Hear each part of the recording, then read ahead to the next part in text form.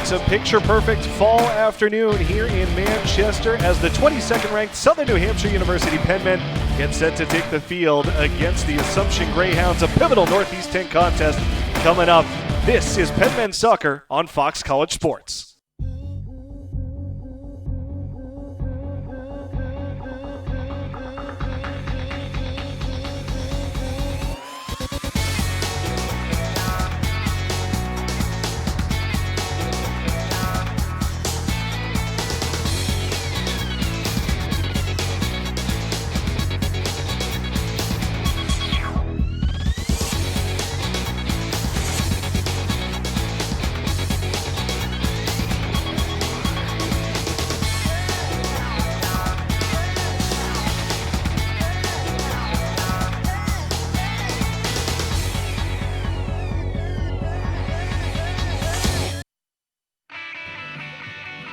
The Southern New Hampshire University Penmen have revenge on their minds this afternoon as they welcome the hot Assumption Greyhounds here to Manchester for a Northeast 10 conference matchup.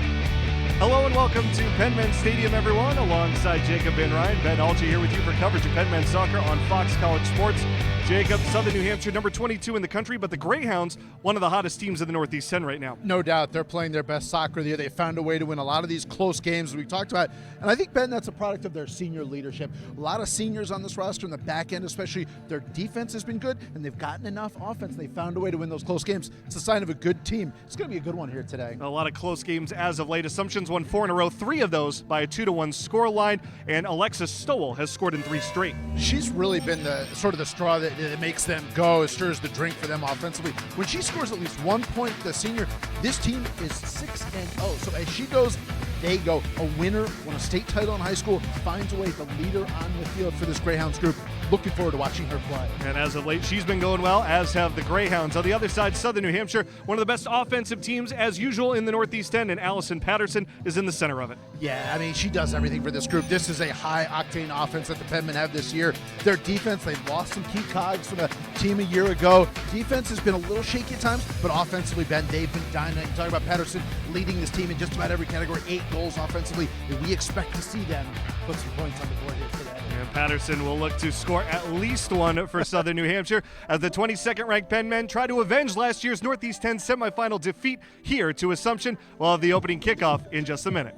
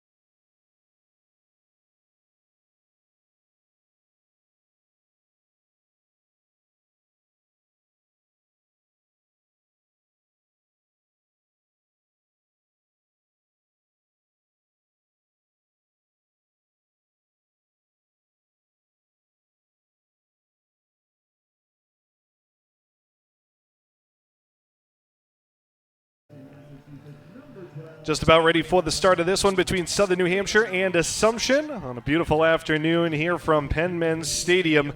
And you see the starters lined up out on the field. Another pivotal Northeast 10 matchup here late in the season. The Penmen have won 3 in a row. Assumption has won 4 in a row. These two teams both playing really well right now. Yeah, obviously two of the premier teams in the conference and playing probably their best soccer of the year.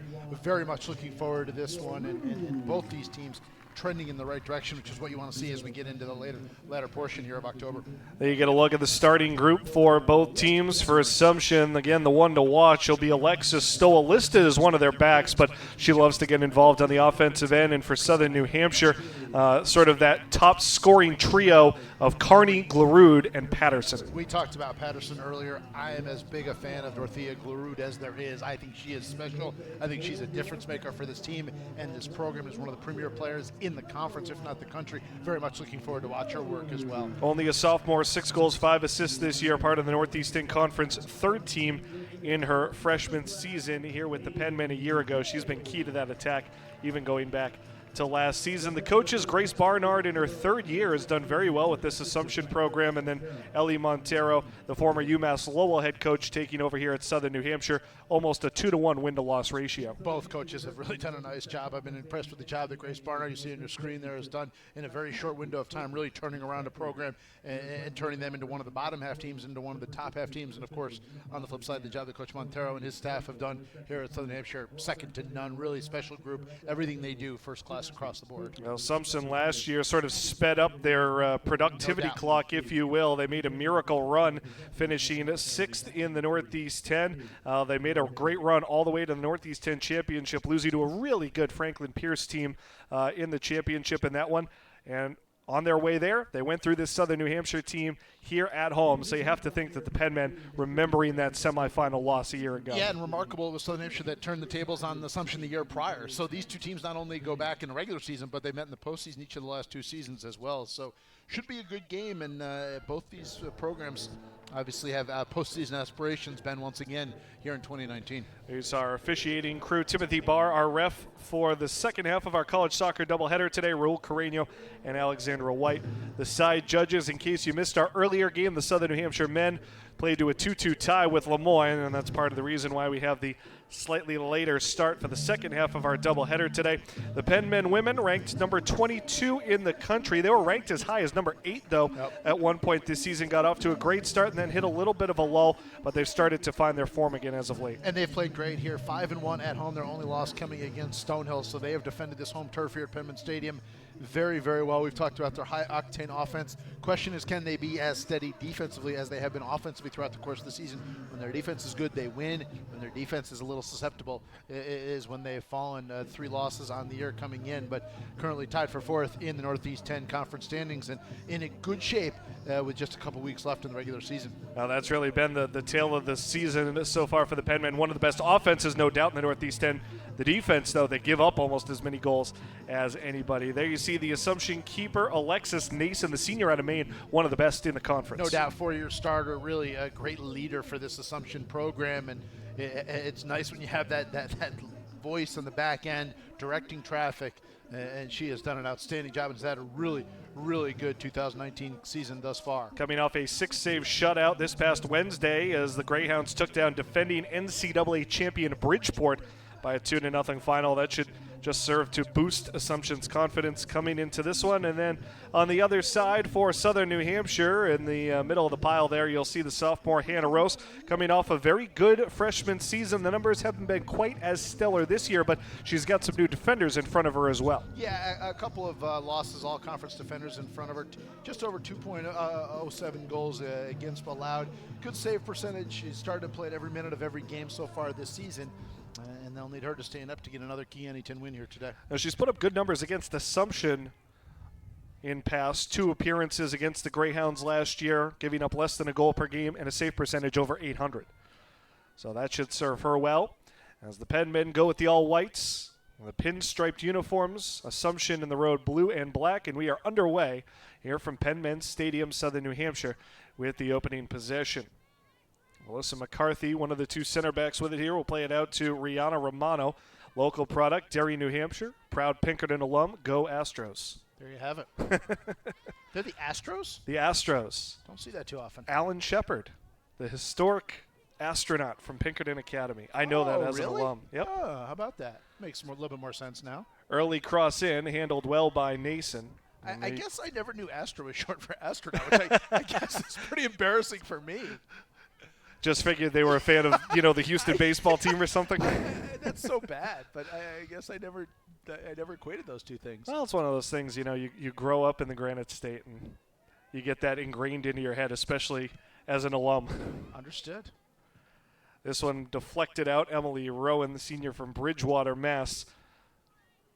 Trying to charge that one forward for Southern New Hampshire. You talked about the Penmen aggressive offense, Jacob, and what can we expect to see from Southern New Hampshire today? Well, they've been very steady. They offensively, they look to push forward. They put the ball on net more often than their opponents. Not surprising. 33 goals on the season, tops in the NE10. We talked about the defensive throws, but you know what?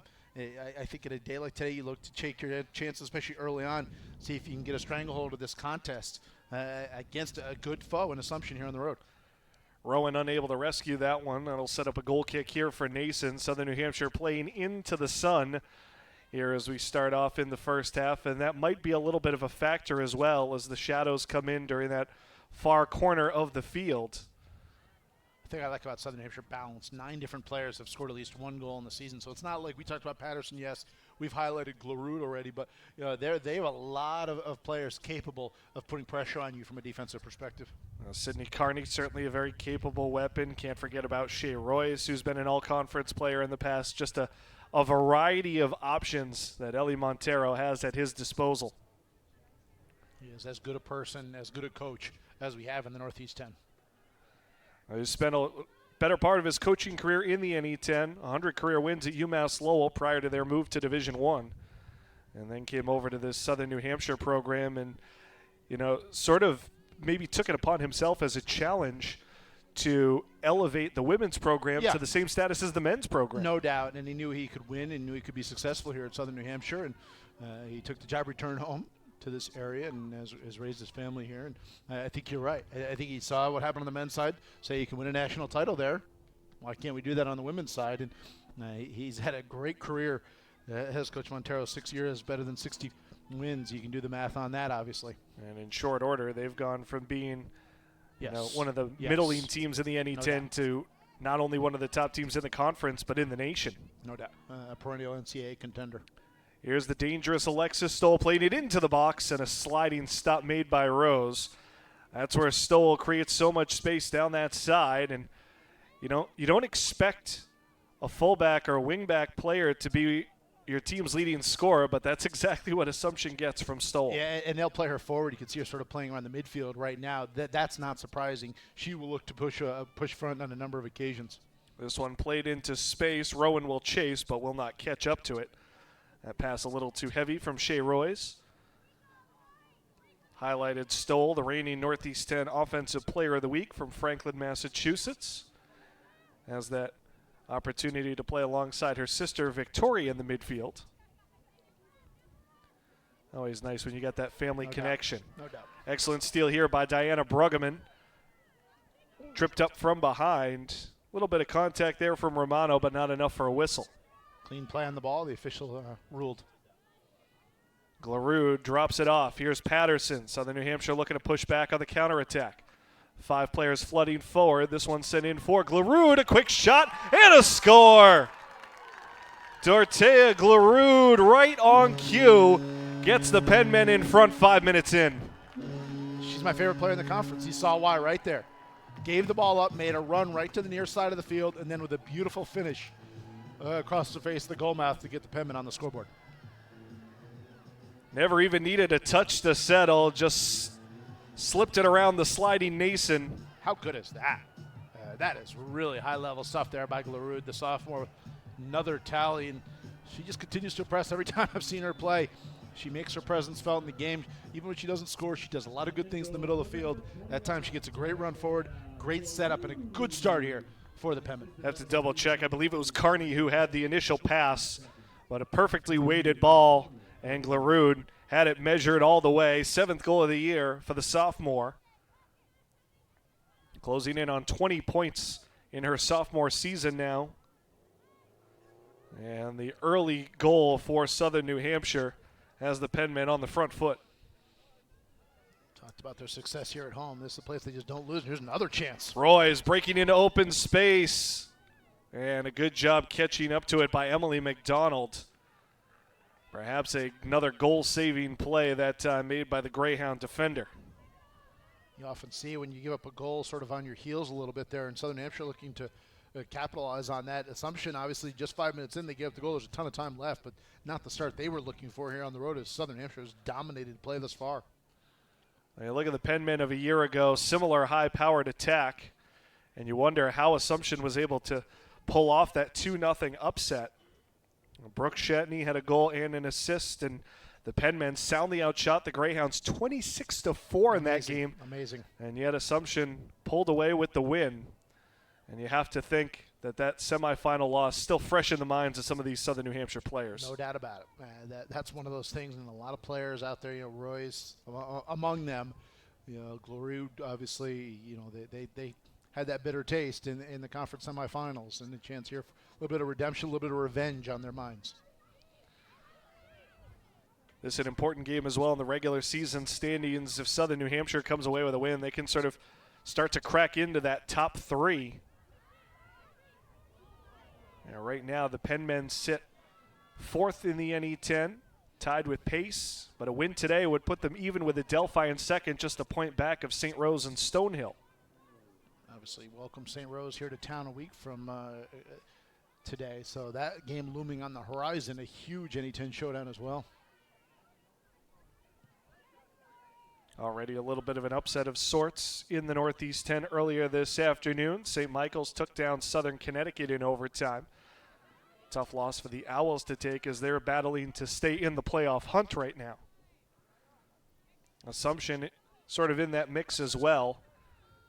They come in 6th in the Northeast 10, tied with Southern Connecticut. And they will only be able to improve their standing today. Easy one for Rose to handle. Yeah, good for Rose to get a couple of easy touches early on. I always think when you're a goalkeeper, you get that confidence. You get a couple of easy ones, get your hands on the ball early on. Just bolsters your confidence as you go forward throughout the course of the game. This one played all the way back to McCarthy. She'll hammer it right up the middle. Able to find Glorud, looking to pick out Rowan, but the pass was cut out in time by Addison Davis. Foul called here on Romano as Stowell got knocked down. Glorud just generates so much space in the midfield.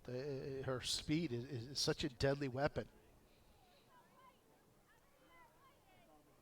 Part of the Northeast 10 all-rookie team a year ago, was assuredly in the conversation for the Rookie of the Year voting. This one played into the box, knocked down by Shatney. And that shot wide in the end, not much on it from the Greyhounds. And at this point, that's what you have to think for Assumption, just hoping for a quality counter and, a friendly bounce, because right now the Penmen seem firmly in control of the ball. No doubt. And I think if you're Assumption, you're a little bit rocked on your heels, obviously, with a quick start here on the road at Southern New Hampshire. But obviously, as we talked about very early on, you allow that goal. It's like, all right, and not the way we wanted to start, but obviously a ton of time left to work with and manage and see if we can get the counter and get the equalizer here as this first half goes forward. And if not, obviously, you have a second stanza left to play. One thing about Grace Barnard's team is they have shown great resiliency in her short time as head coach. She's done a whale of a job there. A really, really nice job there in Worcester. We talked about the job that the Southern New Hampshire staff has done in turning a sort of a meddling middle of the pack team into one of the top teams, and Assumption Grace Bernard has done very much the same. Pass from Morgan Paquin back toward the front rows, quick to jump on top of it, and an excellent throw. Spots Kearney out and away from everybody else. A lot of space. Uncontested all the way to midfield seemingly for Kearney. Royce will look to play it into space down the far side, not able to measure the pass in time for Patterson. And Nason will settle on this one.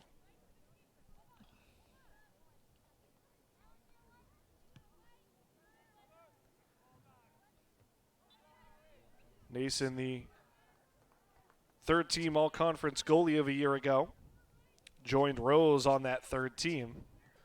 Two goalies on the all-conference third-team list, and Thornton Academy product up in Maine.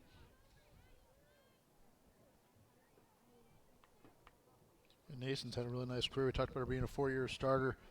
Each of her 4 years, she's seen her goals against average go down. And entered this one with a goals against mark of 1.17. And certainly not easy to do, especially when you face a lot of shots as she does. Assumption's been a little bit better, year to year in terms of finding a way to possess the ball, but, you go back even to last year's playoff run, they were soundly outshot in most of their playoff games, the semifinal here, the final against Franklin Pierce, and Nason was excellent in terms of just keeping the Greyhounds in those games. Nearly given away to Glarud here. She gets sandwiched off between two Greyhounds. McDonald came away with it for a moment, then gave it back away to Patterson. Looking for Glarud. The pass, again, not quite able to connect. And Emma Mailman will clear it out. Not surprising to see Southern Hampshire be very aggressive in the early stages. This is the sort of the mindset of this team, this program. Attack, push forward, and look to put a lot of pressure on the opponent's defense. Glarud had an option out wide, didn't see it. Instead, hit heavy over the top, and Nason will let this one roll to her.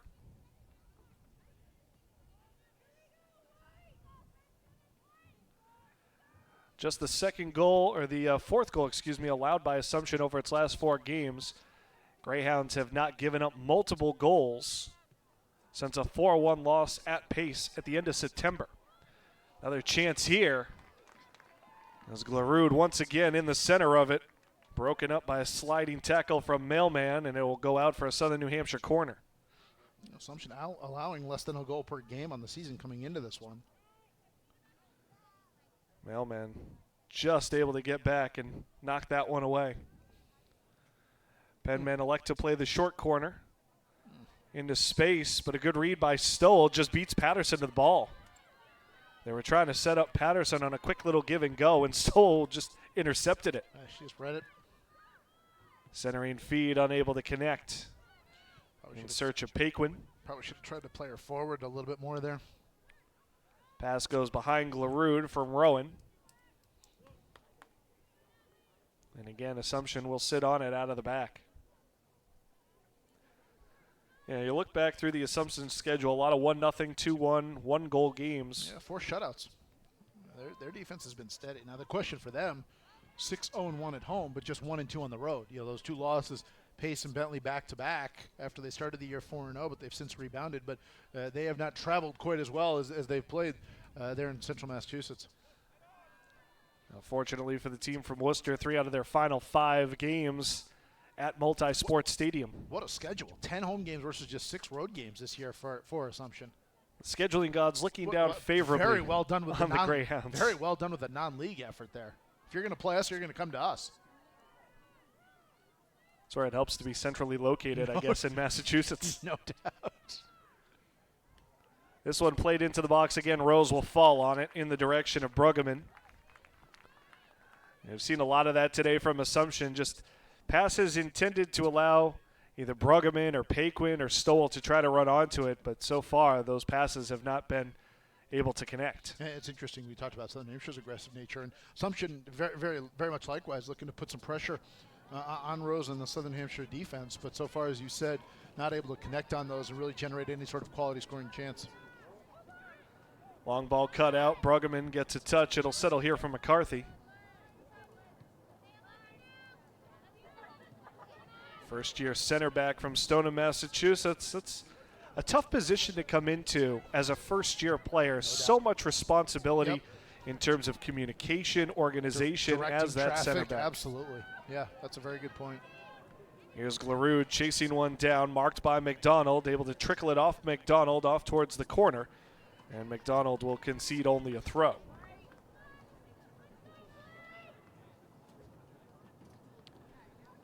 Talked about the low-scoring affairs recently for Assumption. It's been quite the opposite for Southern New Hampshire. A 2-1 win over Lemoyne last weekend. As you get an opportunity here, and a shot goes across the face of goal but wide. No trouble for Nason in the end. Prior to that, though, how about a combined 9-1 scoreline in wins over Pace and St. Thomas Aquinas? They can generate offense. We've talked about that, and more often than not, Penmen are involved in high-scoring affairs. They push forward. They're aggressive in their nature, and at times that can leave you susceptible to that counterattack. And we talked about losing a couple of all-conference performers on that back line. It certainly led to part of that, those goals being allowed. But hey, if you can outscore teams, that's okay. It really seemed like the season kind of turned back around with that 4-1 win over 19th ranked Pace at the time. You know, blowout victory. Certainly a statement made by the Penmen that they are still very much alive in the NE10. Oof. Nason able to just get a hand to that cross. Not play that comfortably. The ball perfectly arced toward the back post, and it was Rowan who was there for the Penmen but couldn't get to it off the touch from Nason. McCarthy back to her teammate Morgan Misses, the junior from Danvers, breaking into the starting rotation this year.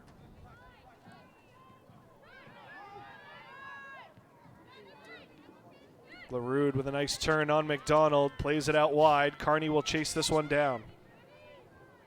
Carney puts on the brakes, tries to cut it back toward the top of the box, broken up there by Sydney Huckabee. Senior from Akron, Ohio. LeBron's backyard.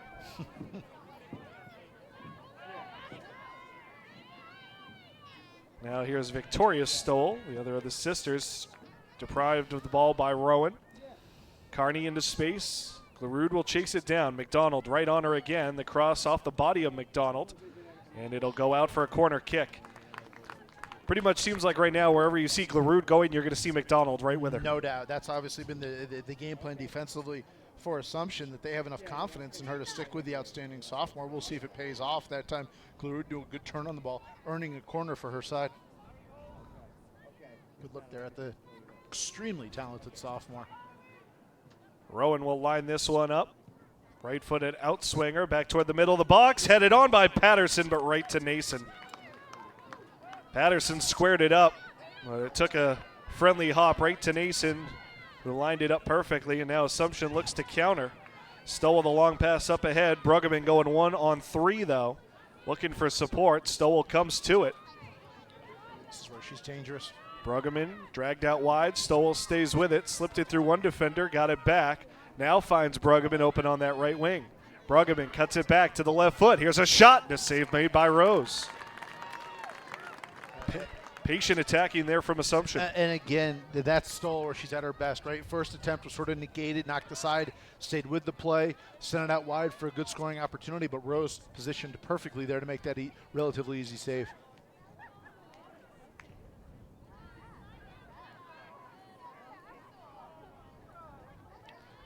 Victoria Rolston back in the direction of Ariana Sylvia.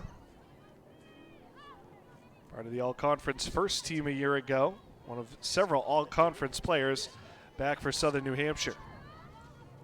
Stolen away by McDonald as she got the better of LaRude in that matchup that time. Bruggeman holding on to it. Has to play it all the way back. And once again, the Greyhounds unable to link passes through the midfield. Yeah, that attempt, their previous trip, was basically their best scoring opportunity of the game thus far. Romano able to keep it in just along the near sideline. Now puts on the brakes, looking for options.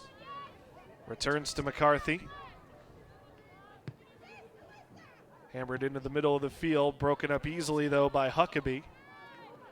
Sort of sense when that left her foot, it didn't go as she had planned.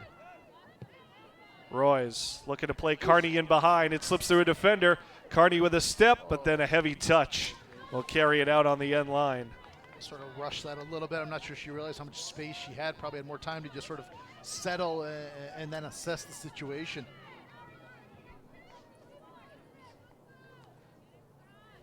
Well, the Penmen once again threatening, but unable to come up with any more breakthrough opportunities off the goal kick, taken back right away. Again, they look for LaRude, but can't find her. Stowell in the direction of Davis. Stowell in a little bit of trouble here, able to spin away from Romano, but gives up possession in the process. Royce, McCarthy, misses. Our brother, part of the Southern New Hampshire golf team, had a big day at the NE10 championships. Finished tied for second, I believe. One day, NE10 championships this year, due to the weather. You know, not okay. October. Not okay. Not okay. October. Not okay. Storm season. Not okay. 18 holes does not dictate a champion in my mind. Well, what if it's match play? That's different. Right? You've got different to that point, story, right? right? You signed up for that. Well, I guess they couldn't squeeze it in on a beautiful Saturday afternoon here. Beautiful day here today, I'll tell you that. It's the picture-perfect fall day. Great crowd, no surprise. This Penmen program leading the NE10 in home attendance. And this program, this community, it's homecoming weekend, and couldn't have asked for a better day here in Manchester, that's for sure. Perfect weather for these players as well. Friendly bounce will settle here for Rowan.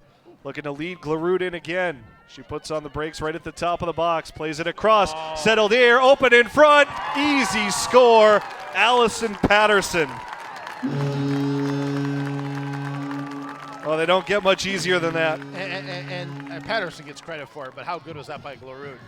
That run through, settle, cross, turn, sees Patterson streaking down the middle, and that's a 1v1 situation, and Patterson's going to win that every single time as she gets her team best 9th goal of the season.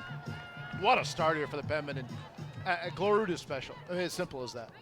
There you see the settle, the cross, Patterson, just that first touch, took the defender out of play, and then as she was point blank, one-on-one with Nason, basically a penalty kick situation, even probably from easier closer than that in. Because you're going forward, right? I mean, you get that full head of steam coming forward. You know it's a 1v1 opportunity. And, great stuff there by the Penmen. What a start here today. 2-0 lead for Southern New Hampshire midway through the first half. Patterson's 9th of the year. Glarud picks up her 6th assist, and it's a 20-point season for the Norwegian. A goal and an assist today for Glarud. Of course, the scoring system in soccer, a goal counts for 2 points. Not quite the same as hockey. So a 20-point season for Glarud. Pretty impressive. Put her right around the top of the NE10.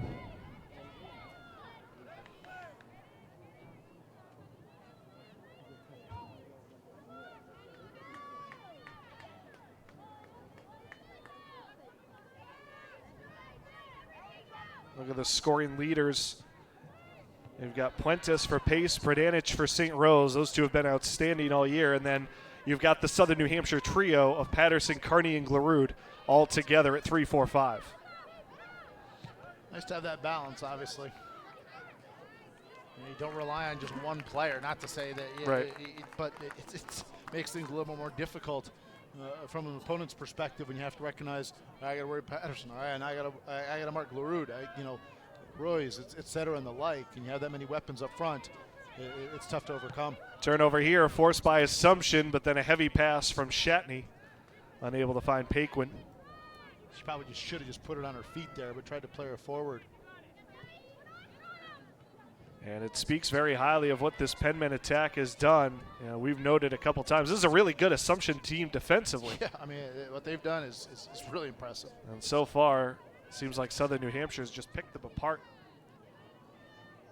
Goals from Glarud and Patterson have the Penmen ahead 2-0 as they look to avenge last year's Northeast 10 semifinal loss and really cement their place in the top 4 of the Northeast 10 standings going into the stretch run.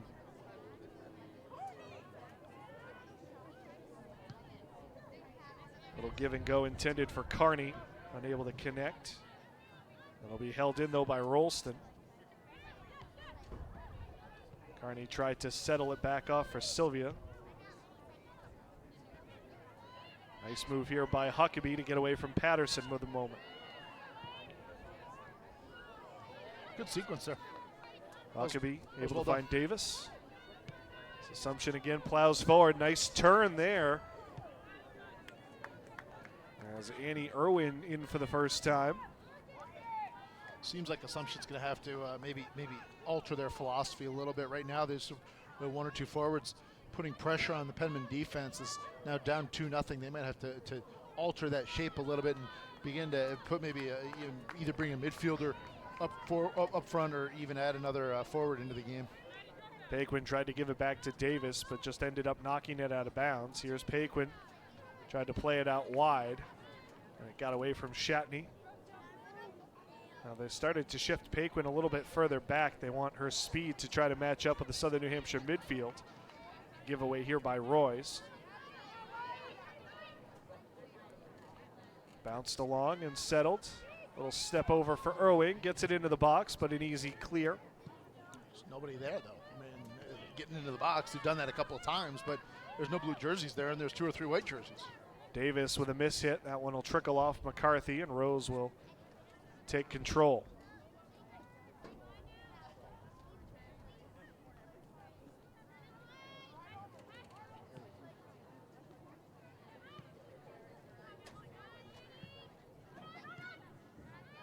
Little pressure put on here by the Greyhounds as they try to set up a trap, but nicely threaded ball through for Royce. She'll reverse field. Now Carney comes to get it. And again, plays it back to go forward. Long ball. Glarud had it, lost it, got it back. She's just faster. Dropping it off there. Patterson, the cross in the direction of Rowan. But a little too far in front, and Nason is all over it.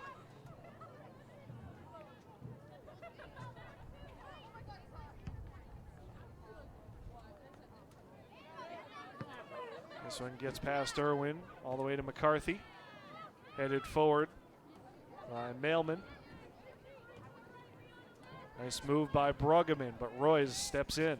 Patterson back out wide for Carney.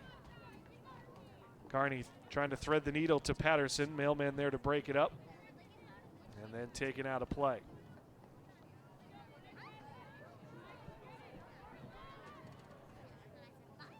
Southern New Hampshire has the better of the all-time series, 15-11-5, but they've been pretty even over the last couple years. As you said, Jacob, they've met in the playoffs each of the last 2 seasons. Southern New Hampshire knocked out Assumption in the quarterfinal round 2 years ago, but it was the Greyhounds besting the Penmen here in the semifinals last season. A couple years back, Penmen Win was en route to their NE10 championship. Made a good run in the NCAA tournament as well. Last year, despite the semifinal round loss, still managed to make the NCAA field. They lost in the first round, though, to LIU Post on penalty kicks. Certainly a tough one to take for Ellie Montero's team. First Post since transition to Division I. Yep. Absorbed by LIU Brooklyn to become one LIU. Ah, well done. Now the Sharks. Yep, adopting a new team name as well. Not adopting one or the other. They had been the LIU Brooklyn Blackbirds, Pioneers the LIU on the Post other side. Pioneers. Yep. I don't know about you. I can't remember seeing a lot of Sharks on Long Island. It's a fun logo to play with, though, right? Absolutely. I mean, the marks are good. It's different. Well, you talk about mascot names you don't see a lot of. Sharks has to be up there on the list. There you go. Only one in Division I. Brad Kasnet, courtesy of that fact. Well done by you, executive producer, sir. Assumption on the move again here. Shatney playing it down towards the corner. Cross coming in again, unable to find a target, though. Penmen clear for the moment. Huckabee holds. Tries to go backwards. Mailman was coming, expecting that pass. Instead, it finds McDonald at midfield. Assumption starting to see a little bit more of the ball, but down 2-0. They've got to start pressing here. Possession's been much better over the last 5 minutes or so. Davis on the charge, going right at Romano, elects to go for goal, and Rose will cut it off.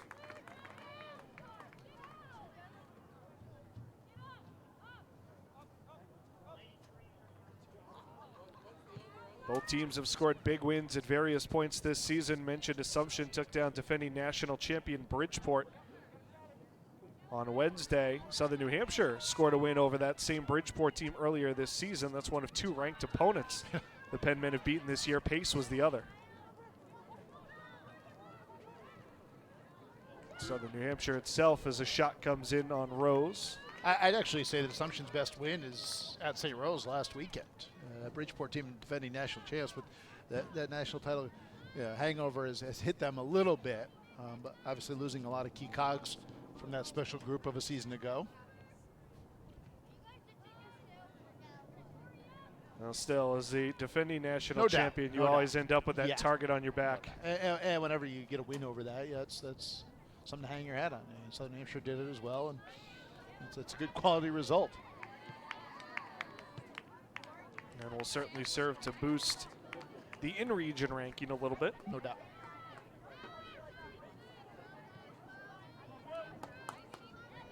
Greyhounds starting to put a little bit more pressure on the ball here.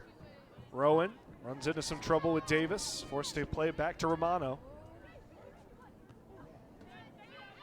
Headed away by Paquin. Davis put it into space, unable to connect with Irwin. McCarthy will go all the way back to Rose. And McCarthy makes herself available. Romano gives it up to Sylvia. Looking for Rowan, knocked out of bounds by Davis. Ooh, wholesale changes here, partner. 4 subs coming in for the Penmen. Patterson, Glarud coming out along with Sylvia and Rowan. So checking in Kaylin McKenna, Alexis Frizzetti. Number 19, Kara Easter. Kara Easter also among those checking in for the Penmen.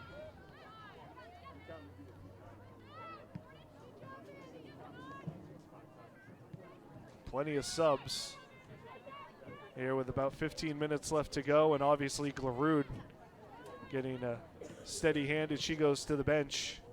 Goal and an assist in the middle of the creativity for Southern New Hampshire here in this first half. Undoubtedly has been the best player on the field for either side here in the first 30 plus minutes or so. Rose a little bit of trouble there, had to navigate around Irwin. Penmen can't keep it in play, eventually knocked out of bounds by Jordan Butters, who is the other of the subs to check in. Long throw into Irwin, tries to turn on the defender. Irwin ends up in a collision there with Kara Easter. Easter got the better of it. Again, Assumption trying to lock Southern New Hampshire in here.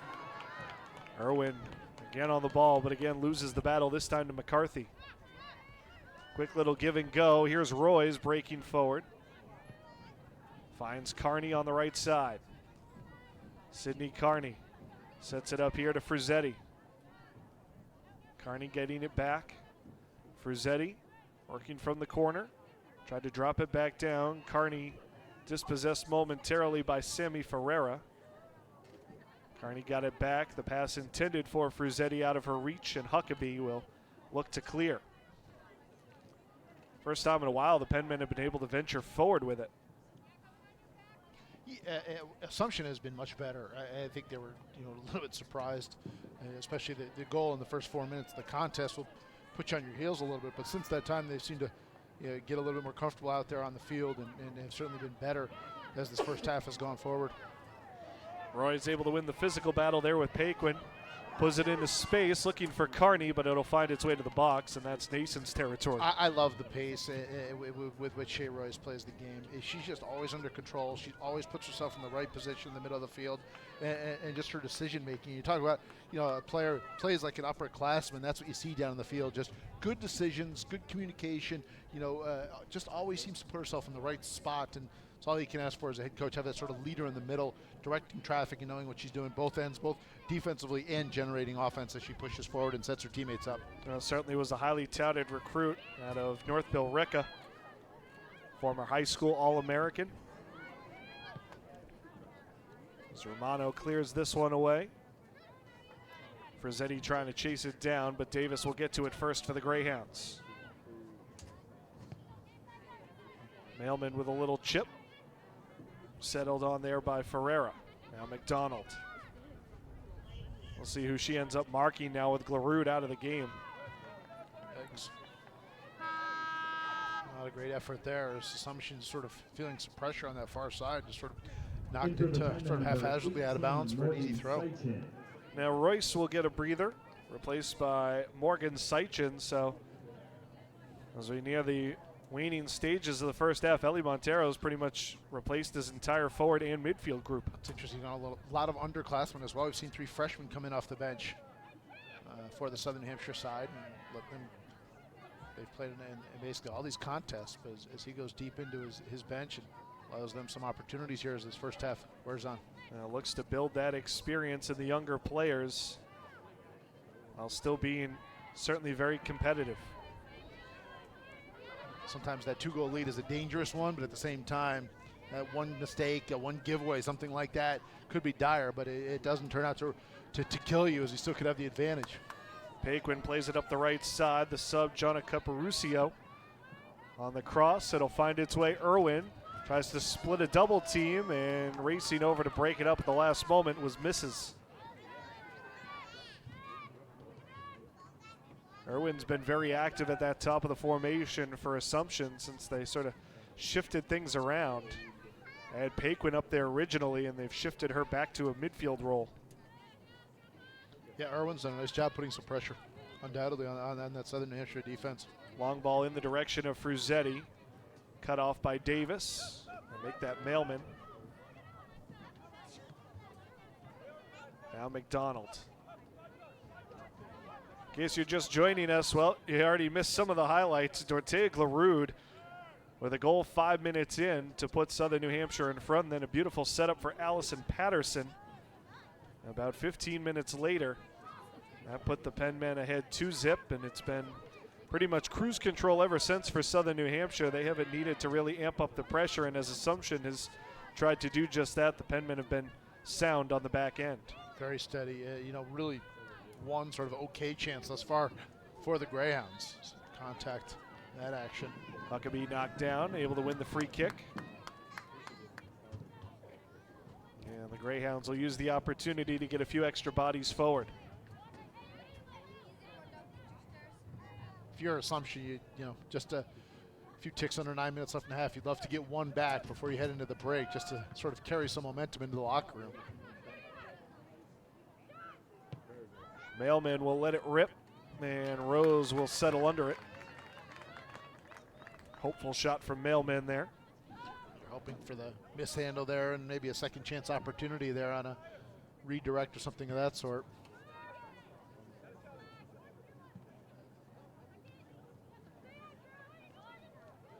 Easter tripped up from behind. Ellie Montero looking for a foul, not going to get it.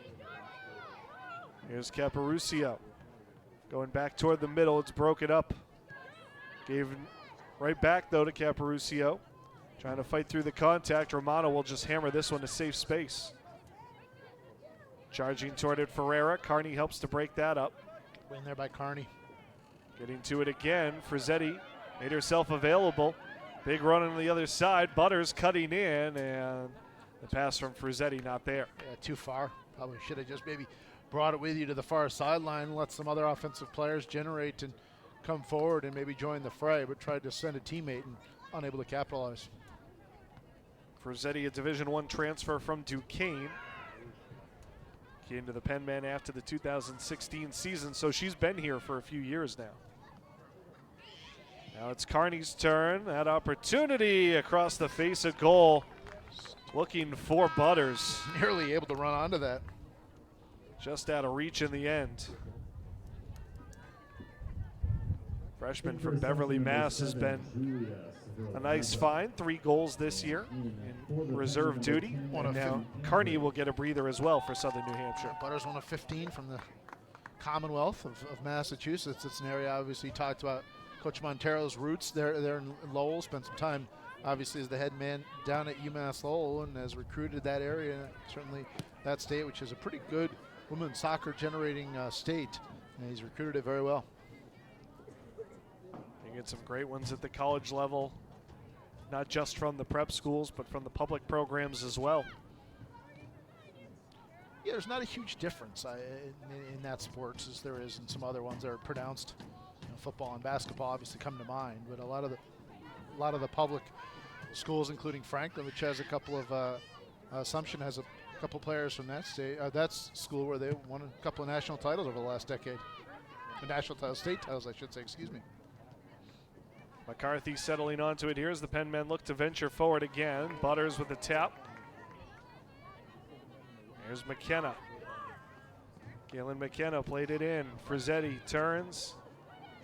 Settled there. Butters shot back across. Eventually cleared out. And the Greyhounds able to play it out safely. Here's Stoll. Haven't heard from her lately. Able to make a run past Rolston. Got slowed up for the moment. Now played up ahead, Julius Ferlaza. Irwin cuts back toward the left foot. She'll let it fly. That's going to go wide. It's good individual effort there by Irwin. Good setup by Stoll, putting it on her feet, and then a nice turn. Avoided the defender. That was a good attempt there from about 20 yards out. SNHUpenmen.com, your official home for all things SNHU Penmen, including news, stats, highlights, videos, and more.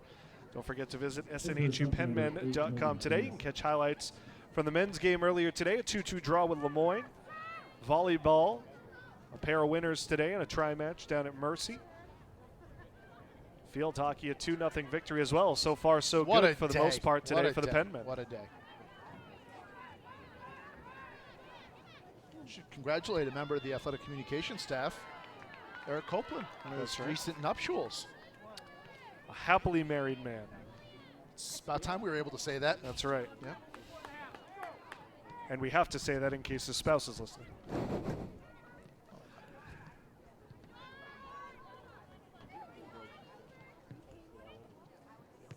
A beautiful day for his family, a beautiful day here. It's always nice to have back-to-back great fall weekends. You don't always get them. No, we do not. I'll tell you, it's been a great fall so far. It's probably going to be the worst winter ever, but it's been a beautiful fall season. That's usually the pending indication, isn't it? Yeah, no doubt. We didn't have a bad winter last year, so that means we're probably in for a doozy this year. Penmen once again trying to press here for a late goal in the first half. Crossed into the box. Boom, maybe a potential handball there as it came up on Davis. Heard some cries and shouts, but you could hear no whistle in the end. Far sideline there, the student athletes in those white jerseys say, handball, handball. Mailman will settle on to this. Again, played in the direction of Irwin, who's put in a hard-working half so far, but is still yet to find a real opportunity to break through for Assumption. Yeah, she's been good, though. She's put a lot of pressure on the Southern Hampshire defense. I've been impressed with her.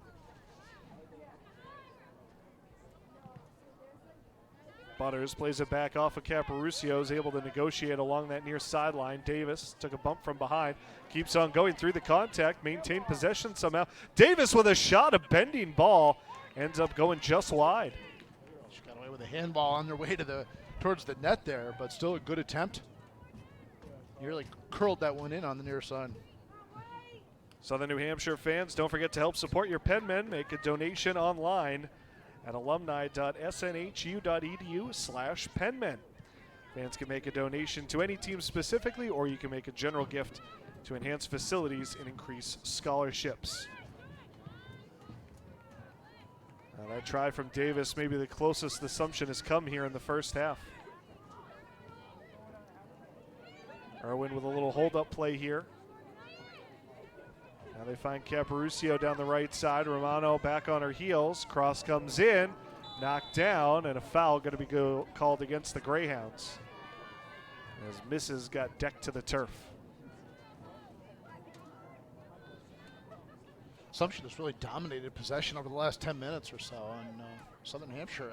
I know you look up on the scoreboard, you say, all right, comfortable 2-0 advantage here, but Assumption has gotten some good opportunities generated.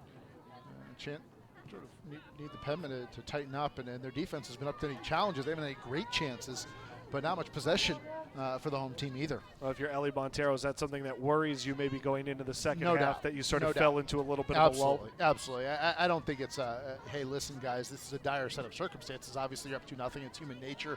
Hey, we got to, especially when you get that one early, you're feeling pretty good. But at the same token, you're thinking big picture here. Say, it might be good enough today or maybe not, but if we want to accomplish all these goals we have in front of us, we got to be better for 90 minutes. Good pressure put on there by Davis. Butters able to negotiate the traffic, though. Fruzzetti will cut inside, try to reverse back outside, slowed up for a moment. Now able to find Butters, plays the through ball. Option here. Eventually chased down. 1 minute remaining in the half, 1 minute. I believe that was Cassie Andrade. He's on the receiving end of that nice play from Butters.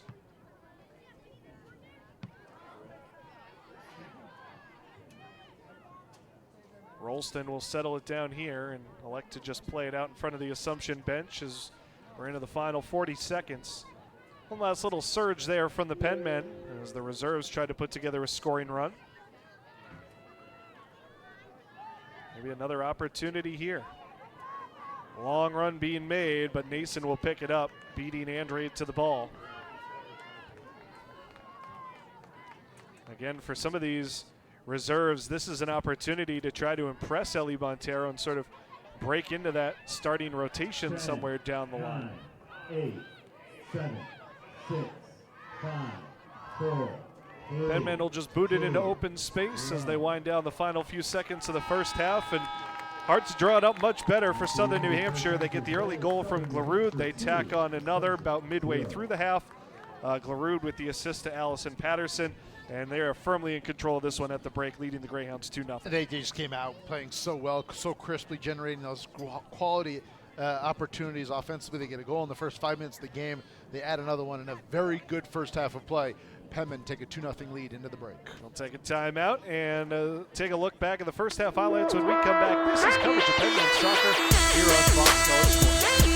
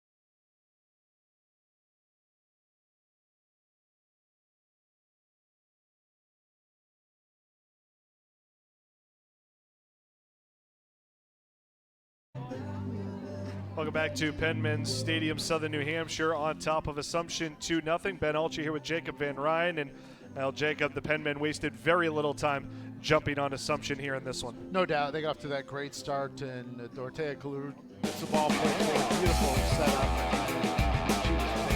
Nice, great run. You see her put it left hand up, say, play it forward, play it forward. Beautiful one touch. Beating across the goal. And this is just a possession. Setting up Patterson to set up the second goal of the game. So just really dominated. I thought that, especially the first 15 minutes of play, Assumption did a good job at the half floor on the generate some scoring chances. This is probably their best of the game, but Rose right there. Swallowed that one up. By and large, Larue leading the way offensively. There's the second goal coming from Patterson. It was all Penmen.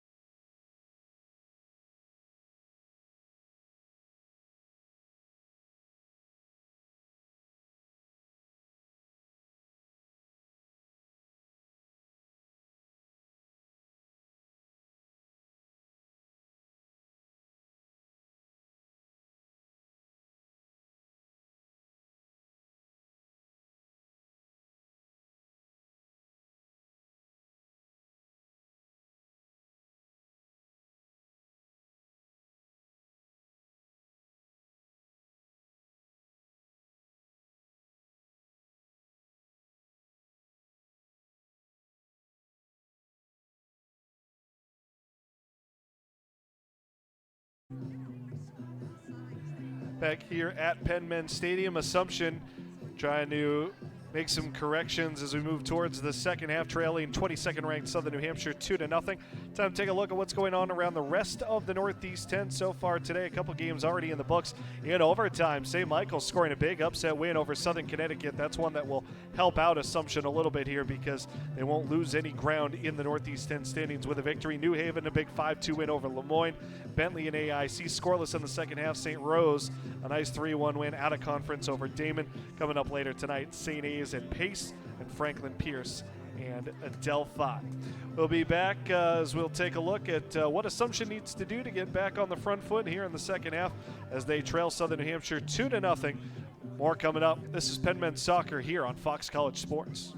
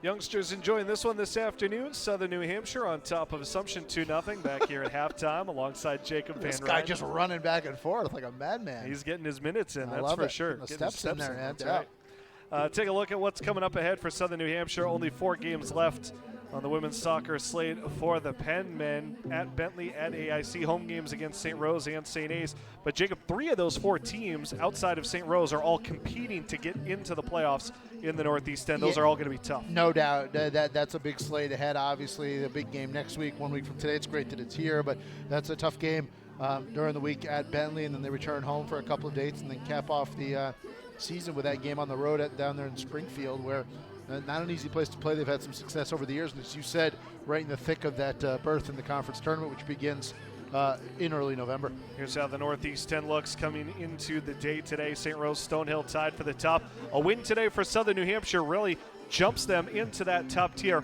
joining St. Rose, Stonehill, and Adelphi. No doubt. Obviously, you add 3 points. If they can win today, 18, and all is said and done at the end of play on this Saturday afternoon would be a great thing for this Penmen team. And if you think about that schedule, if they can get 3, maybe 3 of those 4, and that big one at St. Rose, put themselves in a good spot to at least host at least a quarterfinal game, if not a semifinal game, as well as you begin to think down the line in conference tournament play. And meanwhile, for Assumption, unless they are able to find a way back in this one, they're going to put themselves at risk in terms of missing out on the Northeast 10 tournament altogether. No doubt. And in that, Franklin Pierce, defending conference champions, picked to win the NE10 this year. We know what preseason polls mean, whatever, but you got to figure at some point that's too talented a team. They're going to get it going. So a big cluster there, hovering around that sort of that Mendoza line, that 8th spot to qualify for the NE10 tournament. Certainly a lot to be decided over the final weeks of the regular season. We'll take another timeout and be back with a look at the numbers from the first half and the start of the second half. Southern New Hampshire and Assumption 2-0 lead for the Penmen at the break here on Fox College Sports.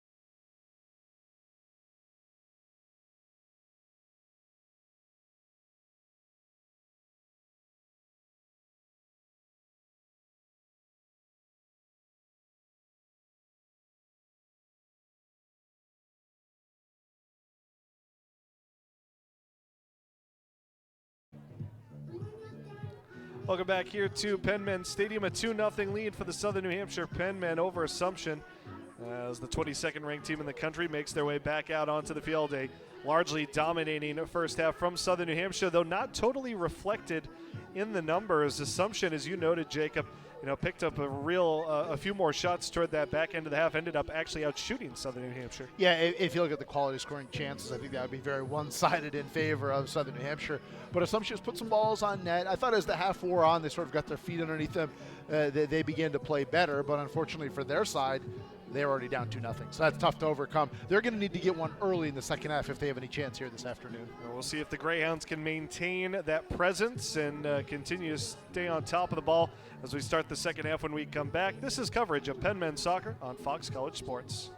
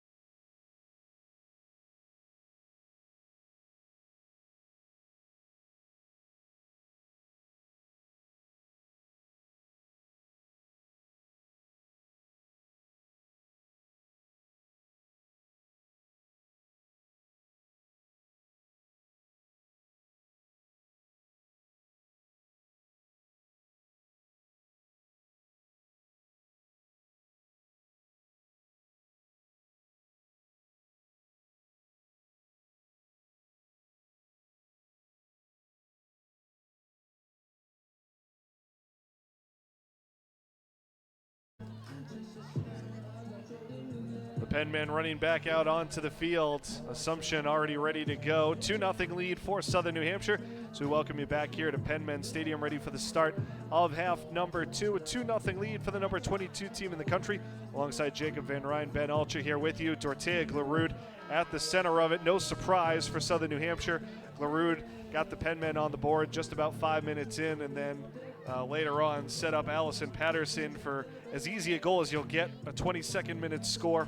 And it was all Penmen. From that point on, though, as you noted, Assumption started to play with the ball a little bit more, and they were able to get some good pressure towards the back end of that first half. No doubt. Much more possession as that half wore on. I think they made some adjustments, especially up front, putting some more pressure on the Penmen defense. But same token, and you dig yourself a 2-0 hole, that's tough to overcome. As I said during the break, I think they need one early if they have any shot. For Southern New Hampshire, put the foot back on the throat and end this one and get a quality NE10 result. Glarud hunting the ball, looking for more here. Southern New Hampshire going back to that starting group. Remember, they replaced pretty much the entire starting forward and midfield unit by the 15-minute mark of that first half. Able to get the reserves a lot of run in that first half, and should leave plenty of life for the starters here in the second. No doubt. And that's, you not only get an opportunity to see some of those young players, we talked about a lot of those freshmen inserted in the lineup, you get them some quality game action and against a quality foe and a quality opponent, and you certainly begin to think long term. All right, we got this one, and obviously 4 games over the next couple weeks before we head into the postseason, and that's the sign of a good coach. You're thinking about today, but you're thinking long term as well. And that's usually when the lineups will start to tighten up a little bit more when you enter the playoff structure. Yep. Shea Royes will settle this one down, has some room on the right side. Boy, Carney with just acres of space and is able to reel in the pass from Royes. Carney starts to cut back toward the middle. First pass intended for Patterson. easily cut off by Emily McDonald. McDonald in charge of shadowing Glarud for much of that first half. Just gives it away out toward the midfield. That one hit back in the direction of Kearney. Rolston knocks it down. Here's Emily Irwin, who started to feature up top a little bit more for Assumption as that first half wore on. Rolston with the throw in, all the way in the direction of Glarud. Takes a little hop off of her right foot, and she'll just return it. Ariana Sylvia able to pick out Kearney, playing right along that sideline. Kearney again forced to return it. Sylvia back for Rolston, and the Penmen again will go backward to go forward. Hannah Rose, 5 saves in that first half, stopped all the shots on goal that she saw. It's great for your stats when you get 5 saves. Really not a difficult one among them, quite frankly. Not to discredit the job she did, but really wasn't tasked with too much. Helps the old stat sheet and helps your percentages and whatnot. Bruggeman probably had the best of the chances, one that Rose was able to square up to easily. Patterson holding on to it here, Rolston. And this is more of, well, I think we kind of expected to see from Assumption, quick to trap the ball in the midfield and not allow Southern New Hampshire any momentum going forward. Yeah, I think this, especially for Assumption, we're seeing the second half start like the first for them in terms of Southern New Hampshire dominating possession, but I think that's a byproduct of Assumption changing their philosophy and becoming a more forward-minded and more aggressively charged side as this half, as they find themselves down 2-0. Glarud tried to make a turn. Mailman, though, able to redirect it off of Glarud now to play. As you said, her impact on the field visible. She's special. She's just a difference maker. Some people, your eyes are just drawn to, they just pop in terms of their athleticism and their ability, and she's one of those student athletes. No word on whether she featured in on the national team system in Norway, but you'd have to think she's probably on the radar, right? I don't know much about Norway's women's national team, I'm not going to lie. That's not my wheelhouse. Just based on her production. I mean, her here. talent is obviously undeniable. I certainly can't speak to the international level for the Norwegians as well. But they do not make their presence felt in the Women's World Cup, per se. You'd have to think she might be on the radar, though. Coming stateside for her collegiate soccer. And maybe we'll get an opportunity to feature at the pro level once her college career is done. Kearney will just turn it off of the defender out of bounds, and that wins another corner for the Penmen.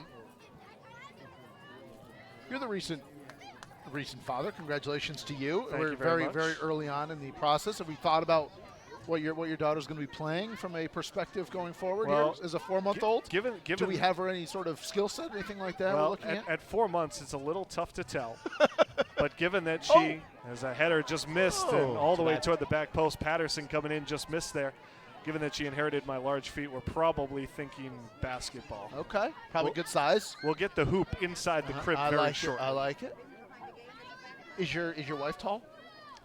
Average, 5'5". Okay. So we'll see. All right. Well, you're certainly not a shorter person, so we hope Nope. that she gets that height gene from you, if she wants it. The good news is that her father-in-law is also 6'5". Oh, wow. This one headed to the back, and Patterson finishes another. Allison Patterson waiting in the weeds, and the ball found her. A 3-0 Southern New Hampshire lead. You got the sense that Assumption's inability to clear over the last couple of plays there for Southern New Hampshire was going to lead to something like this. Here you see a corner kick just sort of skates through the box, head played on, and then Patterson running onto it from the weak side. Beautifully done there by the Penmen as they just continue to play so well here today. McCarthy got to it first. It'll be the second career assist for the first-year center back. And Patterson finishes off her second of the day, her 10th goal of the season. Came into today's play third in the conference in goals, third in points, so you're going to rise in those two categories. Trying to climb that ladder. Emily Rowan will pick up a secondary assist on the corner kick, second assist of the year for Rowan. So 3-0 lead for Southern New Hampshire. The Penmen firmly in control of this one and looking for more here. Yeah. Glarud settles, drops it off. Rowan tried to slip it back through, coming in the back door. Roy's through Nason and wide. Oh, Nason got just enough of it there to keep it out of the back of the net. Carney finds Patterson. Can she get another? Carney back to Patterson. She's offsides. On the cross, all for naught. That was Nason's best save of the day, to her credit. That probably should have been goal number 4. She read that beautifully.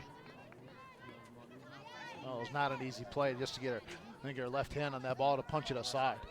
That was targeted for the 4th of the afternoon for Southern New Hampshire if they got by her. Quickly given away off the goal kick. Patterson plays it through. On the move, a shot and a save by Nason, denying Rowan. Nason's got to be just frustrated with their defense. There just has been a lack of attention to detail on that back line. You're seeing free runners, unmarked players, and the inability to clear. Start the second half has been really frustrating for Assumption. Rowan with another corner kick. It falls down in the pile, still loose. Caparucio unable to clear. Patterson brings it back out. And a long shot will sail over the crossbar from Romano. Now, Nason was a little bit of her own worst enemy that time. She gave it away off the goal kick, but a beautiful pass set up Rowan, and Nason with her left boot just keeping that out.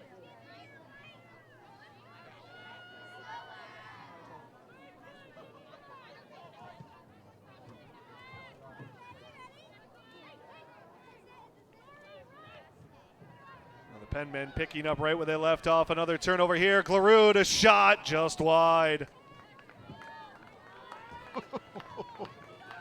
It seems like the Greyhounds get the ball about 35 yards out from goal, and all of a sudden it's a takeaway or a turnover. And as soon as Southern New Hampshire's on the ball, they are off to the races. It's like they just smell blood in the water right now. It's watching this start to the second half. It's like Southern New Hampshire's playing up a player or two. I mean, Assumption just the inability to possess, inability to mark, anything of that. This is just been a tour de force so far for the Penmen. Patterson with some green finds Rowan, now out wide. Carney squaring up, back to the top of the box. Rowan turns, fires. Was it deflected? Thought so. Yeah, it was. Yeah, I thought so. Deflected, I believe, off of Mailman. This is where, if you're Assumption, listen, I know it's probably not our day. It's going to take a Herculean effort to come back and erase a 3-goal deficit. But, man, you got to tighten up. I mean, it's just been careless. It hasn't been crisp here in the second half especially. Rowan with another corner kick, and that one's going to drift wide. Maybe a little bit of a miss hit there. Grace Barnard's going to try to change the energy with a sub here. Caparucio will come off. Looks like Paquin coming back on here for the Greyhounds. Now that might have been Stowell who was off to start the half, coming back out. Alexis Stowell has been oddly silent for Assumption. Talked about her great streak coming into this one. Was around the ball a little bit early, but was held mostly silent for the large part of that first half. Here's Addison Davis trying to make a run forward, slips it through. Shatney with a step, a shot, and it just trickles wide. Rose came out to cut down the angle. Now that might have been the best chance today for Assumption. Shatney able to split the center backs. Agreed. That was their best opportunity. Good pass forward. And Shatney able to run onto it with a good quality opportunity. And just missed the net wide to the left. Tried to shift back to the left foot and just turned it a little bit wide. The Ware, New Hampshire native playing back in front of friends and family here in Hooksett. Probably should have just maybe touched it over and not knowing what the keeper was doing there. As Rose had come forward, might have been able to sort of flick it over into the back of the goal mouth. This one played into space. Rowan has time. We'll get there. Rowan cuts back. In comes the cross. It skips through and just out of the reach of Carney. Two defenders in the area, but Rowan still almost able to pick out Carney on the move. It's a training session right now. You're just trying some opportunities, putting the ball forward, seeing what you can do with it. But this has been a very impressive performance. Remember, if you're just joining us, Assumption 7-2-1 on the season. So this is not a team that lacks talent, lacks skill. Now this was going to be interesting, certainly as a rematch of last year's Northeast 10 semifinals. Southern New Hampshire was a heavy favorite, heavily outshot Assumption in that one, but the Greyhounds pulled off the upset. This year it was going to be looked at as more of an even matchup just to the way the two teams had played. The Penmen may be taking a step back with the loss, as you said, of some all-conference defenders, and Assumption having a better season to this point than they did last year. And instead, it's the Penmen who have come out and steamrolled the Greyhounds to the tune of a 3-0 lead early in the second half. Yeah, it's a veteran Assumption team. Bad giveaway here by Rose. Giving it over to Stoll. Her shot deflected, and Rose will dive on it. And the sophomore keeper a little fortunate to get away with that one. Yeah, and this is an Assumption team. We talked about a veteran group. Obviously, a lot of seniors on this team, a lot of players that have logged big minutes throughout their careers. Of course, Mason, four-year starter in goal for the Greyhounds.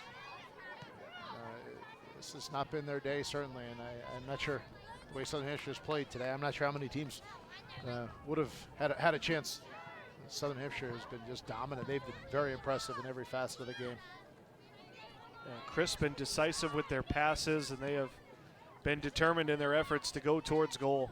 And, I mean, let's be honest. When the starting 11 have been out there for Southern Hampshire, this has been a one-sided affair. I mean, Assumption was better as the first half wore on. As you talked about, 5 or 6 subs came off the Southern Hampshire bench.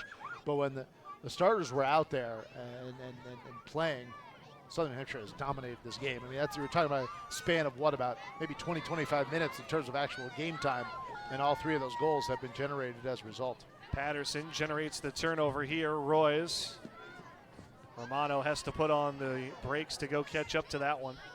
McCarthy, Sylvia, out wide Romano. Back to McCarthy. Assumption again trying to put some pressure on the ball here. Patterson makes herself available. Back to the vacant space. Misses, will carry it forward. Long ball intended for Rowan. Cut out that time by Ferreira. Headed away. Huckabee will track it down. Royce only could get a foot to that one. Does enough to knock it out and force a throw. We said it earlier, but this facility, this new stadium is first class. I mean, it is undoubtedly the premier surface, the premier venue in the Northeast 10 Conference, and I mean, they did it right. Everything from media suite to the jumbotron here, and the job they do with it with the production team, everybody in athletic communications, home game management, all that stuff. This place, if you're a student athlete, if you're thinking about playing sports in college, if you don't put this campus on your radar, you're missing out on something special. Well, certainly top notch, and we all get to enjoy all the creature comforts as well as a cross intended for Shatney goes a little over the top. Yes. We broadcasted a lot of games from a lot worse places than where we are here today, my friend. But as you said, it's the attractiveness to the student athlete that's a big part of it, obviously. Certainly feels every bit like a professional atmosphere. I mean, it's first class. They did it right, and they have this campus. School president Paul LeBlanc and everybody that works here is what they've done with this university has really been special to watch, and from a very, very bit part to be a tiny part of is really, really special. A multi-use facility as well, not just the soccer teams that get to enjoy it, lacrosse teams out here in the spring, track and field set up as well. Hosted the NA10 Spring Championships in track and field last year. You could almost see with the space the facility affords, it's sort of becoming almost like a permanent host. Yeah, I'm not sure some of the staff here would agree with that statement. But yeah, and not only that, but also the opportunity to host high school tournaments that they do a great job of here as well. They certainly we've used the field house a number of times, and obviously Penmen Stadium as well. And another great way to bring potential students and obviously potential student athletes onto campus as well. Assumption starting up out of the back here. Long ball cut off. There's Patterson on it again. Hung up a little bit. They pick out Glarud. Splits a double team, but there's McDonald to take it away. Interesting to see when Coach Montero and his staff go to their bench here in the second half of play. This is about the time we saw some of those subs came in the first half. Royce overruns that one a little bit, ends up giving it away to Diana Brueggemann. Huckabee drops it off. Mailman. Stowell lets it run through. Nice dummy play there for Davis, who had a good first half. Irwin with a little flick, but unable to connect with Shatney.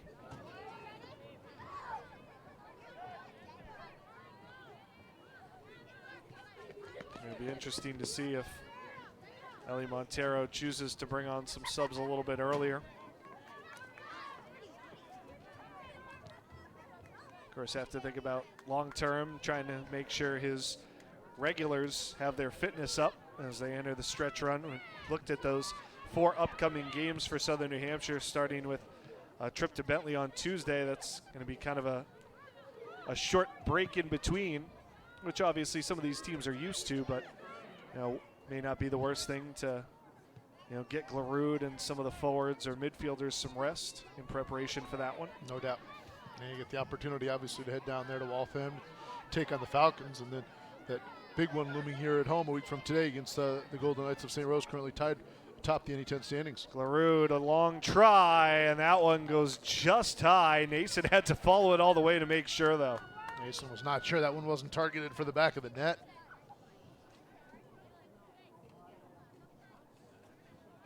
Had to make a leap to make sure she didn't have to tip it over the bar in the end.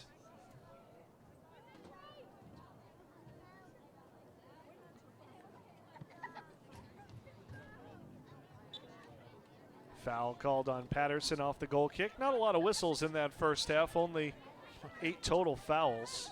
Bunch of Southern New Hampshire players beginning to get loose leads me to believe that we're going to see some changes here. There is one sub waiting at the far sideline at the table, so our next stoppage for the Penmen, we will see one sub come onto the field, but a handful more getting loose over there on that far sideline as well. Advantage play here on for Stowell. Alexis Stoll working against Romano. Got around her once, crossed in. Irwin, a little touch shot, and that's well wide. We'll see the sub enter in now. It'll be for Glarud. We'll see if Glarud will return in the end, replaced by Alexis Frizzetti. But with a 3-0 lead in hand for the Penmen, probably not necessary to see Glarud come back out at any point. No, undoubtedly. But, we'll see how they play it out. Obviously, hope it's not necessary to bring her back in. It'd just be a decision as to whether or not you want her to get out there and get some more run, get some more, her legs stretched a little bit more as this game goes on. Now, Stoll, limited chances, Alexis Stoll, I should say, with her sisters on, member of the Assumption team as well, but not a lot of touches today. And really, Ben, when she's had some chances, she's done some good things, but just hasn't had the ball on her feet too often. McDonald plays it back to the safety of Nason. It's been certainly a tough day for the reigning Northeast 10 Player of the Week, hoping to kind of keep her run of scoring going against Southern New Hampshire, but she's been well bottled up and even ended up sitting for a few minutes at the start of the second half. Rihanna Romano picks out Frizzetti. Dropped back off. Romano looking to switch toward the middle. In fact, comes all the way to the near side for Rowan. Cut in. And Patterson was there, but it was knocked down. Patterson ends up giving it away, taken by Huckabee. This is actually the other Stoll, Victoria Stoll. Huckabee with it here, cuts back against the grain against Royce. Slips it forward to Bruggeman. Has Stoll out wide. Bruggeman holds onto it, will take the shot from long range, and that'll go wide. Not a high success rate on that opportunity. You said it during the play. She had Stoll wide there, and from what I've seen, when she's had the ball on her feet is when Assumption's been at their best. I think I play it through her, see if she can make a play. Maybe I get off the ball there, make a run towards the front of the net. I'm a really good soccer player, though, from up here, let me tell you. Game comes really easily to sitting up here in a comfortable chair watching the action. Well, as they say, hindsight is 20/20. Paquin returns for Assumption, replacing Victoria Stoll. A change in the midfield for Grace Barnard's team. Another change as well for the Penmen. Long ball over the top. Carney trying to chase it down, but again, McDonald is there. Good ball, though. Good thought.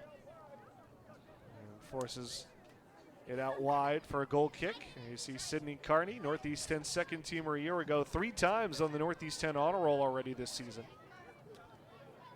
And certainly going to be in the mix for another all-conference award given away here by Nason off the goal kick and almost fed right to Rowan. It's a couple times now those goal kicks have gone right to the Penmen and led to direct scoring chances, and that's how Southern New Hampshire scored here in the second half. Yeah, it's interesting because Nason just seems to play the ball just right down the middle of the field. And when you don't go wide, those things can happen. Roy's tried to hit it in the direction of Carney, unable to find her.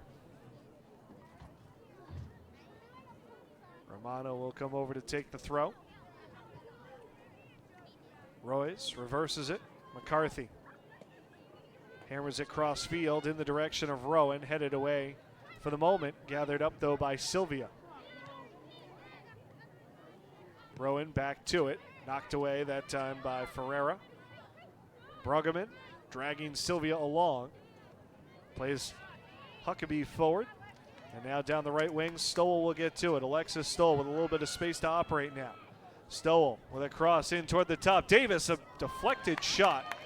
And Rose will gather it up. And again, the best opportunities, the best chances that Assumption's had today have come when Stowell gets her feet on it. Is sort of used as a playmaker.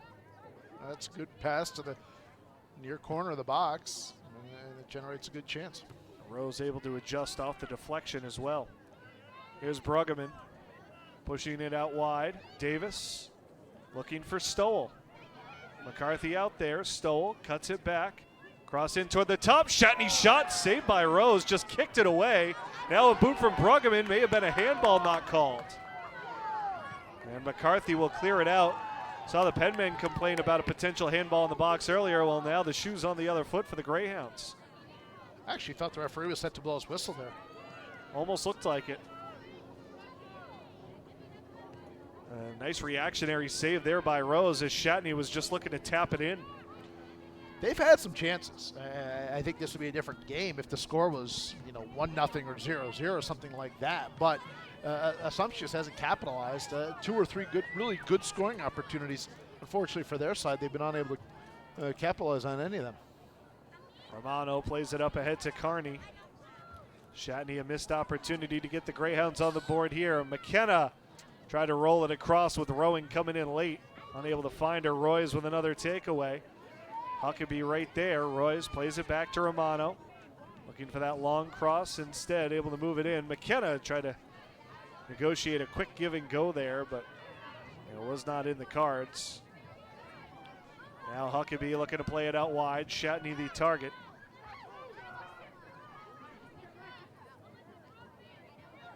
Sylvia slows her up, and Rolston takes possession. Just not enough support for Shatney that time.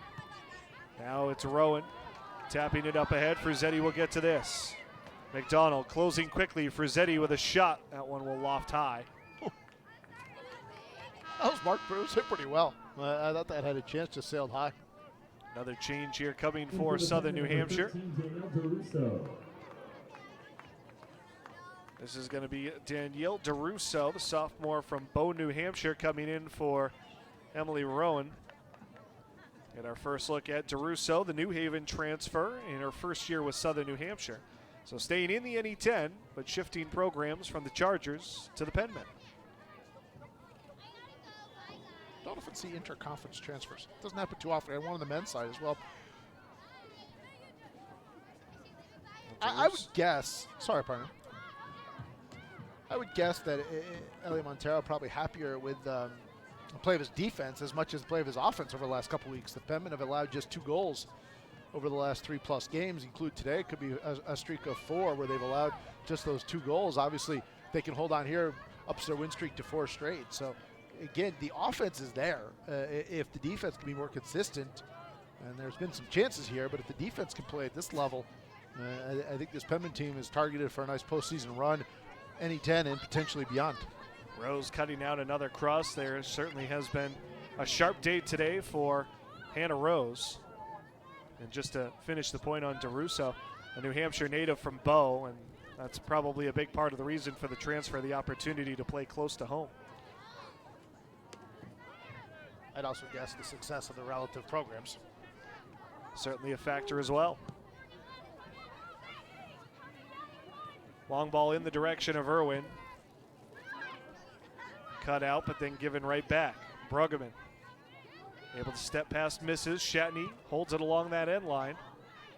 Here's Stowell trying to slip past McCarthy. Physical battle. Everybody goes down, and the official says play on. Wow. A lot of contact there. And a lot of contact both ways, and I think that's why the ref decided not to blow the whistle. I think some of the Assumption faithful down below would like a word with you. They respectfully disagree. Yep. That's certainly the case, but the decision is the decision. I just, it's tough because if you call a foul there, it's obviously a penalty kick. Right. And you know, when you have a whistle like that, does it warrant that? And that's the question. I think that's what referees deal with almost on a nightly basis.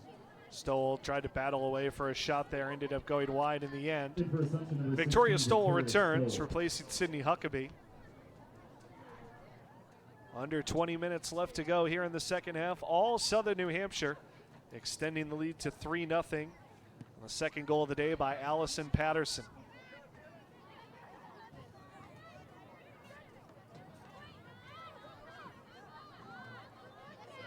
Again, like we saw towards the tail end of the first half, the Greyhounds with more possession here. Still searching for something to break through, though. Volley over the top by Stowell. Oh, misjudged that time by McCarthy. Stowell, cross blocked out wide. Misses, had to cover up there after McCarthy gambled and the bounce just evaded her. And I said Rose that, he'd gotten some, saves in the first half. Really was a challenge that had been very different here in the second. She's been up for every challenge, and she's made a lot of nice plays for the Penmen in net. This is the first corner kick of the day for Assumption. Hard to believe. Outswinger in the direction of Paquin. Doesn't get to her. And it'll be cleared out to safety that time by Rolston. Throwing quickly here from Ferreira. And again, knocked back out. This time it'll be a throw in for Southern New Hampshire.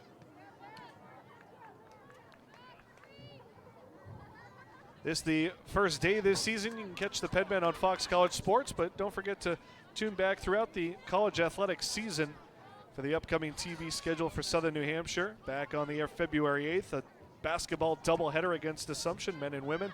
Then again at the end of the Northeast 10 regular season at the end of February, baseball and softball coming up in April.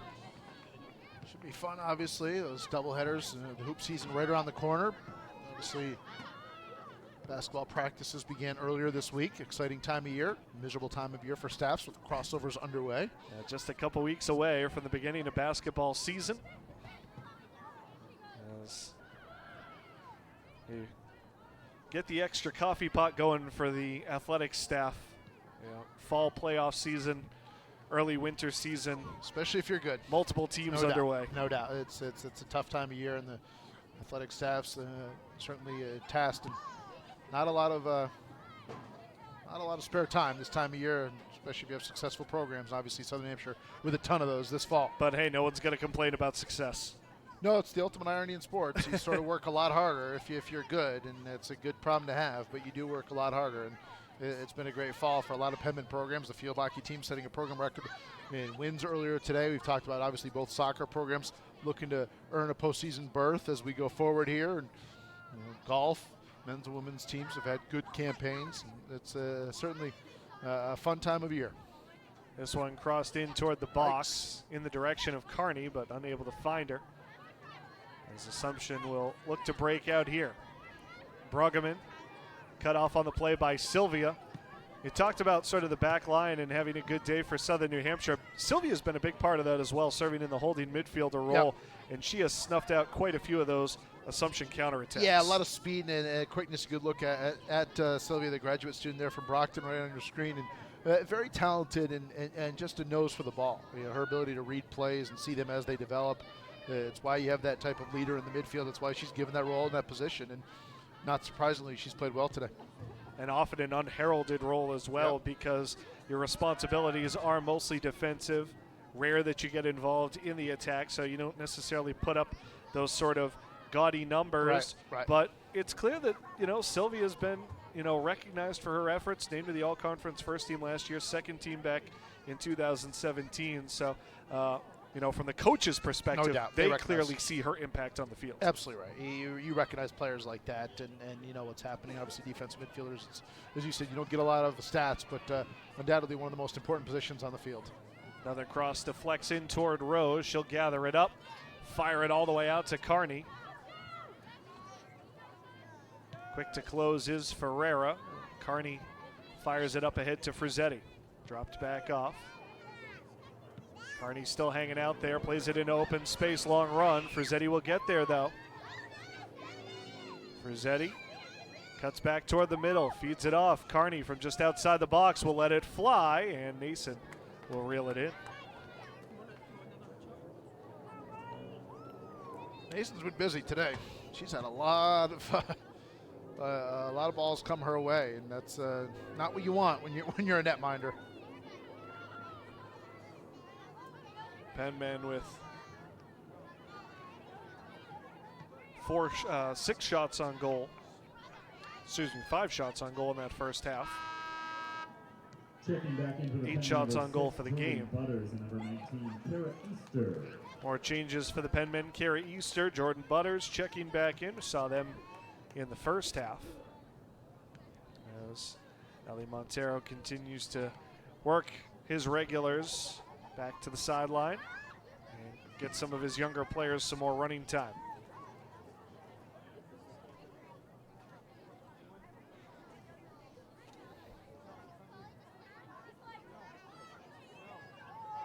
Battling for it here is Butters to Frizzetti as they work in tandem down that far sideline. Greyhounds do a good job trapping though, and Addison Davis eventually able to clear. There's Easter, now taking over as that holding midfielder for Sylvia. We should note this is just Ariana Sylvia's 3rd game of the year too, so returning from injury. Yep. Cross in, headed up, still playable. Tried to volley Frizzetti, she puts it away. Excellent patience by Alexis Frizzetti, and the senior has her 4th of the year. Wow, you said it very well there. Patience, and quite frankly, the defender just sort of letting her stand there and dictate to her what she wanted to do. I think was a miscue, but Frizzetti, nice job there, turning.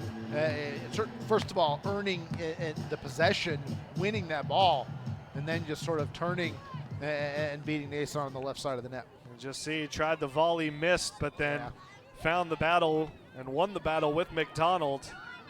And again, really a tough job for Nason to try to stop that one. Nothing to do there, and I think for McDonald, she sort of got caught in between hops a little bit there. Thought maybe, all right, maybe I should play through that first ball.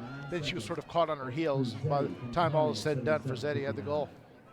So the friendly bounce for Frizzetti, 4th of the year for the senior, and a 4 spot for Southern New Hampshire today. This is now the 3rd time in the last 4 games that they've scored 4 or more goals. They're going to improve to 6-0 when they score 3 or more, which is not surprising. But when this offense clicks, they are devastating, and that's going to be any team that takes on this Penmen team the rest of the way. Their challenge is going to be how do you stop this offense? Now they came in averaging a Northeast 10 best 3 goals per game. That will go up. That number is only going to go up. 37 goals now on the season, which is pretty impressive when you consider this is game number 12. And for Eli Montero, hopes his team is able to keep this rhythm going at the right time. Still 4 games left to go in the regular season, but this win today, presuming that Southern New Hampshire is able to hold on over these final 11 minutes. Hard to see Assumption working their way back in here.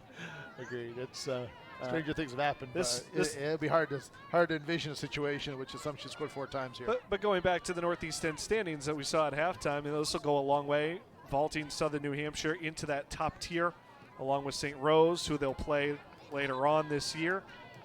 Stonehill up there as well. What a year for Stonehill. And it'll go a long way towards clinching at least one home playoff game for the Penmen. And as you noted, Jacob, they played so well here all year long. Yeah, and obviously the goal for Southern New Hampshire maybe to get up to maybe that 2 line, maybe that 3 line, depending on what happens in that first round of quarterfinal action. We'll see as it goes forward, but they've certainly taken care of business today against a quality opponent. This is an Assumption team. it'd be hard to imagine them not qualifying for the postseason. This is a good win, and especially the fashion in which they've done it, I think will open a lot of eyes. Presley Piscopo, one of the newcomers onto the field for Southern New Hampshire, first year from Maine. Turning with it here, Shatney had maybe the best scoring chance for Assumption today. Not that little half volley off a nice cross from Stowell, and she's looking to return the favor here, but overhits it a little bit. Stowell still able to track it down. Under 10 minutes to go. Stowell tripped up, no call. Only cleared as far as Paquin. Cross in toward the box, and it is all for Rose. That's one other thing we should probably note today. Hannah Rose has done an excellent job controlling the area in front of her. I think what I've been most impressed with her, not only making every play that's been asked of her, but the sure-handedness. A lot of balls played to her and just grabbing those, not allowing any of those second or third chance opportunities, which can be a sort of a keeper's demise at times. So she's been really steady back there. Quick little give and go. Piscopo has some open space, continues to play it up the side for Zeddy. Ends up giving it away in the end to Mailman. She was sort of darting towards the middle, and the pass stayed on the sideline.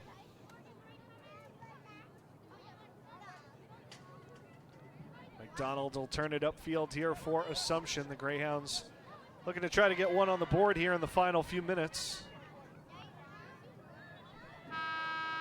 And Grace Barnard will empty the bench as well. Shatney, Irwin, Stowell, Paquin all coming out. Melinda Villanueva, Morgan Jameson, some of the younger players checking in here for Assumption.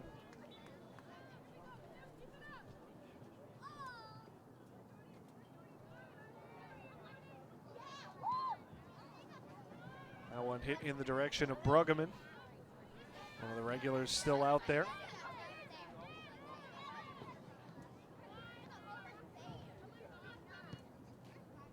Long ball up the middle. Caparucio brings it down. Couldn't control it. Piscopo. Quick little give and go. Patterson's still out there for Southern New Hampshire. I think she came off and came back on. Wonder if Ellie Montero is going to allow her to hang around these final 7 minutes or so, see if she can't find her hat trick. You wonder about those things at times. Oh, somebody make a play on the ball. Patterson able to judge it cleanly. Gets it to Fruzetti. Has Piscopo way up the field. Piscopo cutting in behind, making a run. She's in the clear. Presley Piscopo fires it wide. Now the freshman from Maine, eyes wide open with the goal, and only Nason in front of her, and just mishit it in the end. Probably could have kept it, maintained possession for a little while longer there, but I don't think she ever thought she'd find herself so wide open there in front of the opponent's goal mouth like that, but sort of rushed it a little bit and tried to one-touch it past the Assumption goalminder, and nothing doing. Well, those are the ones you dream about, getting those opportunities. Great ball ahead from Fruzetti.